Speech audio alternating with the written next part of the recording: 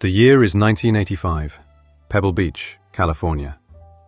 On a manicured golf course lawn, 6 impossibly long, impossibly beautiful automobiles are lined up side by side. People have flown in from across the world just to stand near them. The crowd is shoulder to shoulder all day long. It has never happened before, and it has never happened since. These are the 6 Bugatti Royales, and this is the story of every single one of them. But before we go to California in 1985, we need to go to France in 1926, and we need to start with a dinner party and an insult. Ettore Bugatti was not a man who accepted second place. He was born in Milan in 1881, the son of a celebrated designer, trained as an engineer, and possessed of an ego that burned as cleanly and intensely as one of his own racing engines. By the 1920s, his factory in Molsheim, in the Alsace region of France, was producing some of the most celebrated racing cars and road cars in the world. And then, at a dinner party, the exact date and host are lost to history, someone made the mistake of comparing his cars unfavorably to a Rolls-Royce. Ettore was furious. His response was not an argument, it was not a letter, it was not a newspaper advertisement. His response was to begin designing the most extreme, most opulent, most overwhelming automobile the world had ever seen. He would call it the Type 41. He would call it the Royale. He planned to build 25 of them, and he would sell each one exclusively to royalty and heads of state. No ordinary millionaire need apply. Here is what you probably didn't know. Despite being called the Royale, and despite being designed specifically for the crowned heads of Europe, not a single king or queen ever bought one. King Carol of Romania was approached. He declined. The King of Albania declined. And so on, across the royal families of Europe. The car that was supposed to be the ultimate symbol of royal prestige was rejected by every royal family Ettore contacted. He was devastated. But he pressed on regardless, and in doing so, he created something the world is still talking about 100 years later. The first car, chassis 41100. Work on the first Royale began in 1926. The chassis alone was extraordinary. The wheelbase, the distance between the front and rear axles, measured 4.3 meters. That is longer than many modern delivery vans.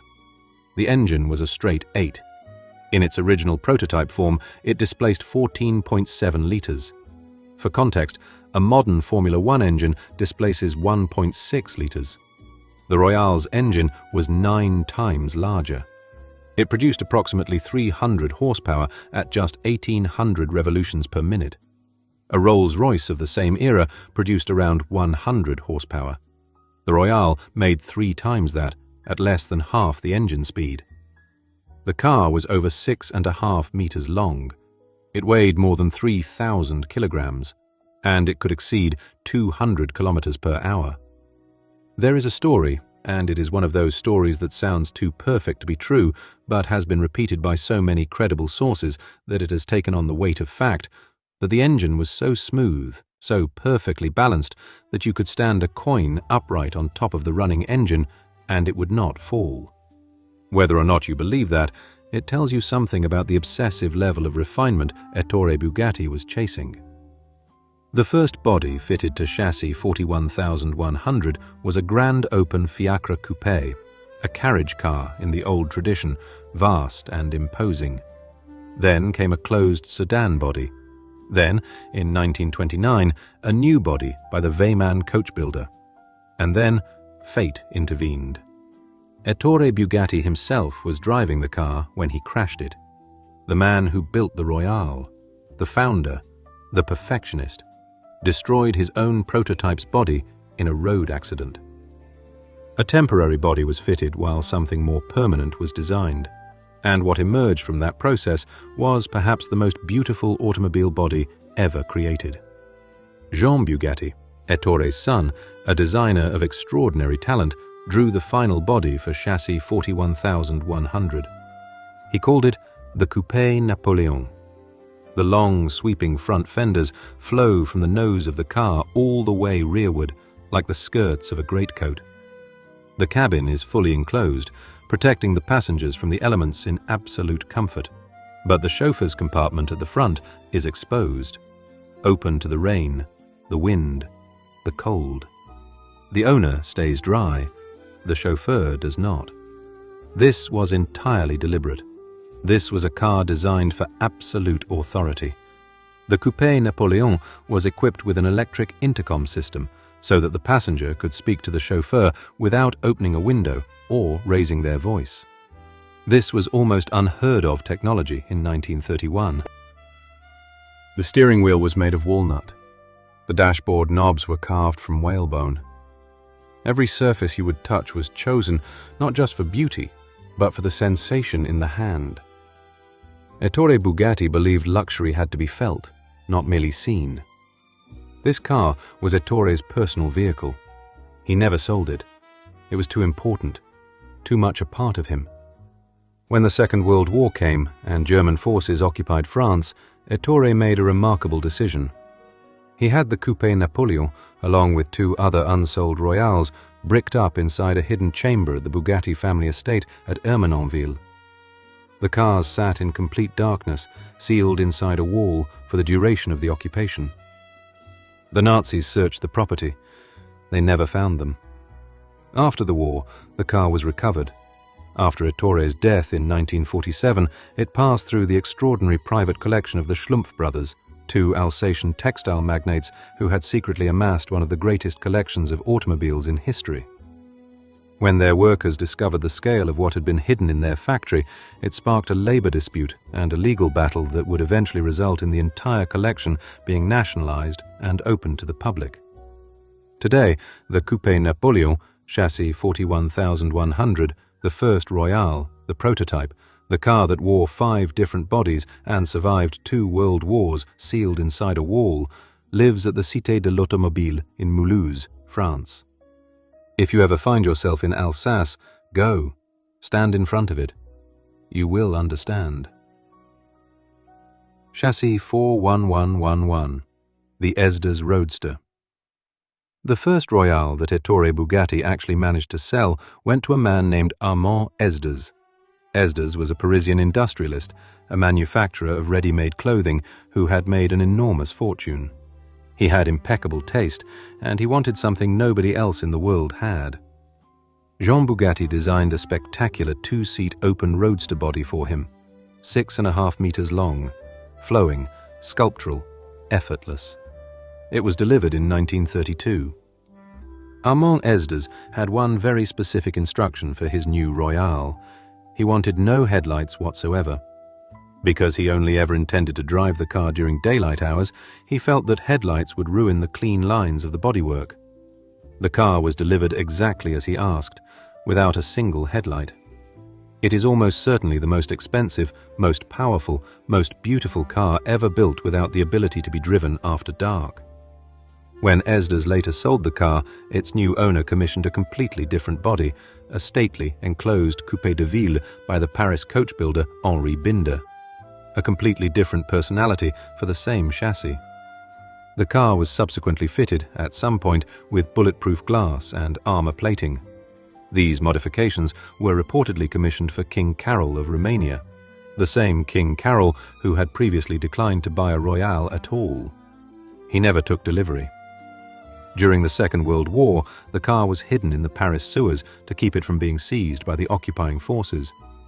After the war, it passed through several American collectors, including the legendary casino owner and car collector William Harrah, and then General William Lyon.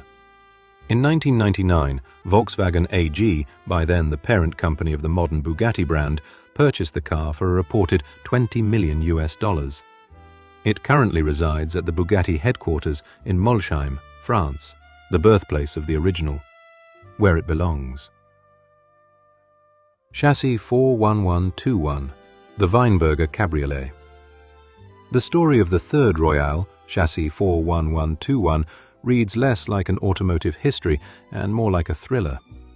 It was built for Dr. Josef Fuks, a German obstetrician, who commissioned the Munich coach builder Ludwig Weinberger to create an open cabriolet body. The car was delivered in May 1932, painted black with yellow trim. It was sensational. And then Adolf Hitler became Chancellor of Germany. Dr. Fuks was Jewish. He had to flee. He went first to Switzerland, then to Shanghai, then, around 1937, to New York City. His Bugatti Royale came with him every step of the way, across borders, across oceans, across a world that was tearing itself apart. A cold New York winter in 1938 cracked the car's engine block. It sat immobile and unstarted for several years, slowly decaying in a scrapyard on Long Island, until a General Motors engineer named Charles Chain spotted it in 1943 and bought it for $75 US. $75 for a Bugatti Royale. Chain spent over $10,000 getting it running again. He rebuilt it with 4 carburetors instead of the original one. He repainted it oyster white with dark green trim. In 1957, he donated the car to the Henry Ford Museum in Dearborn, Michigan. It has been there ever since. One of the most visited objects in the entire collection, sought out by pilgrims from every corner of the automotive world.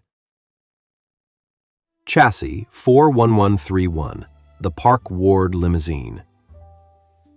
The 4th Royale was the only one to receive its body from an English coach builder.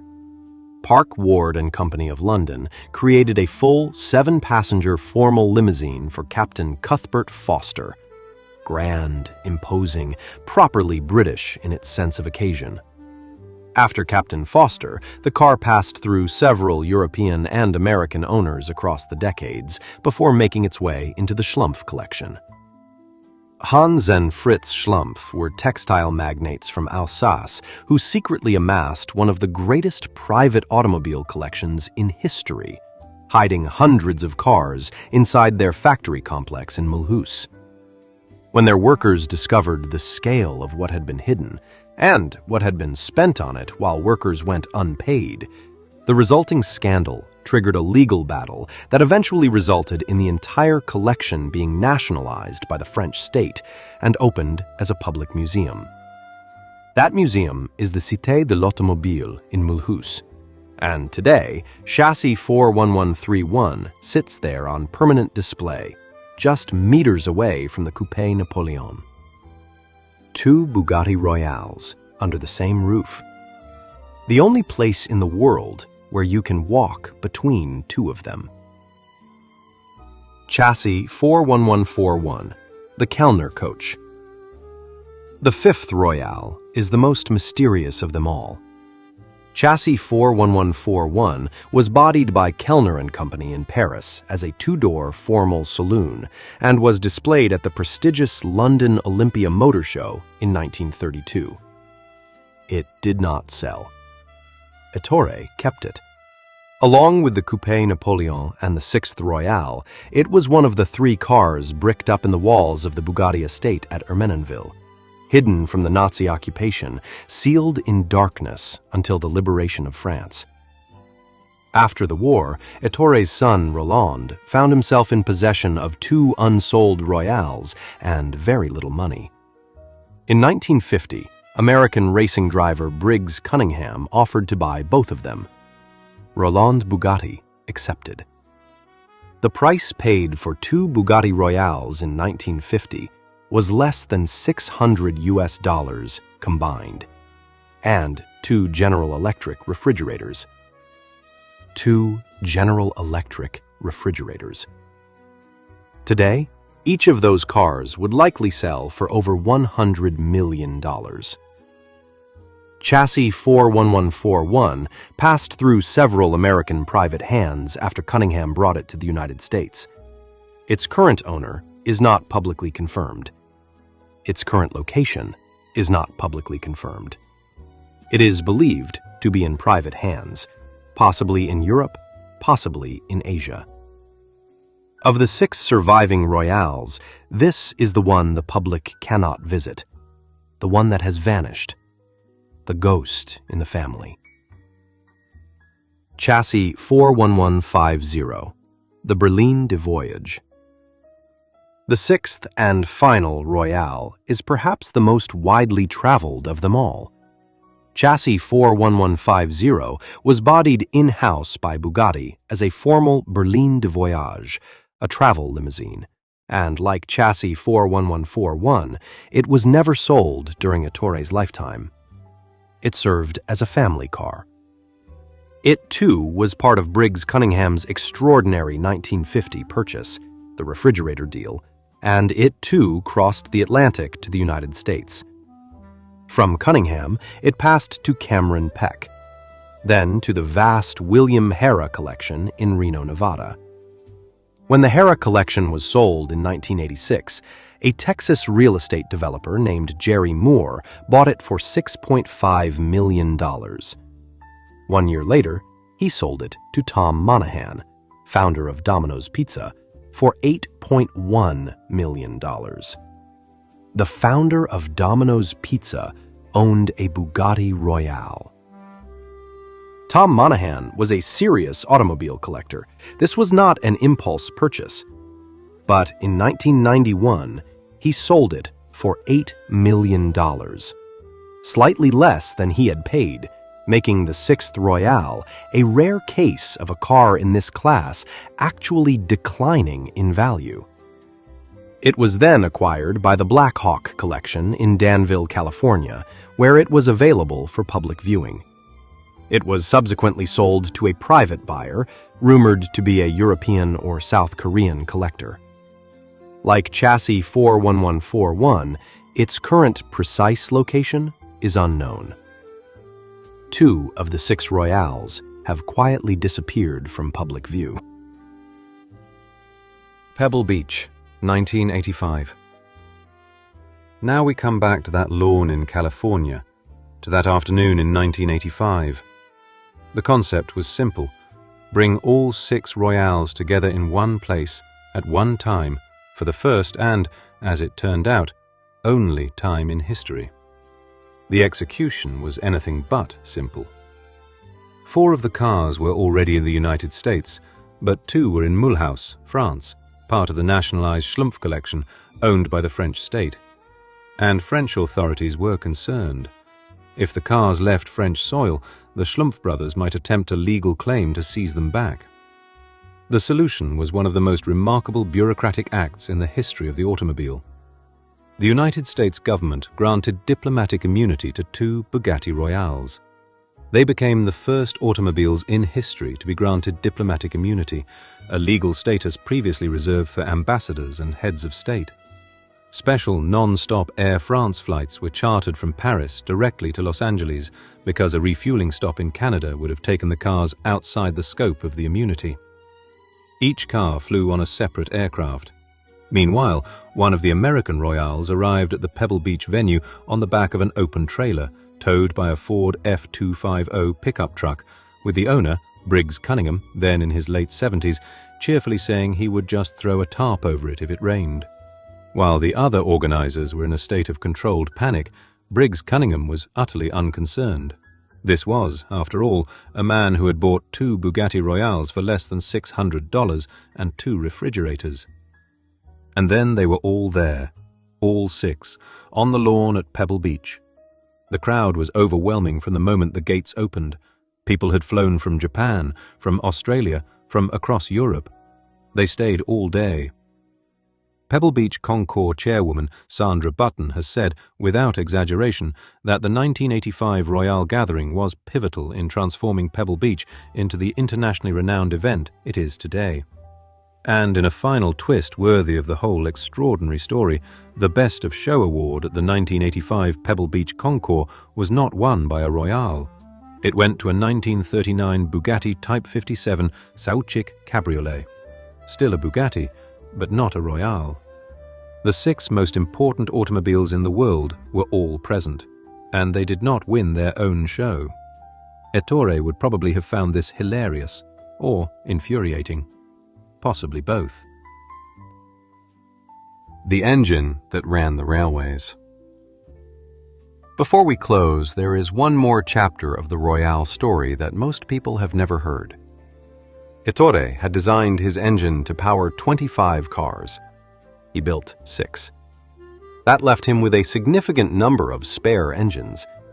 His solution was characteristically brilliant and characteristically unexpected.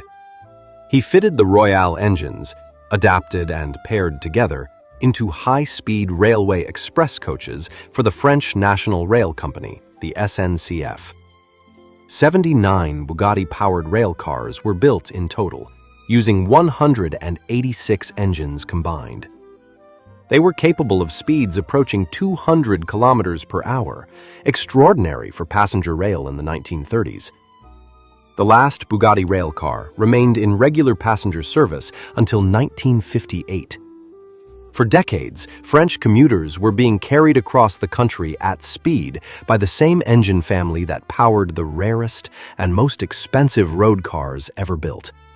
And most of them had absolutely no idea. Ettore Bugatti set out to build the perfect car. He wanted to sell it to kings.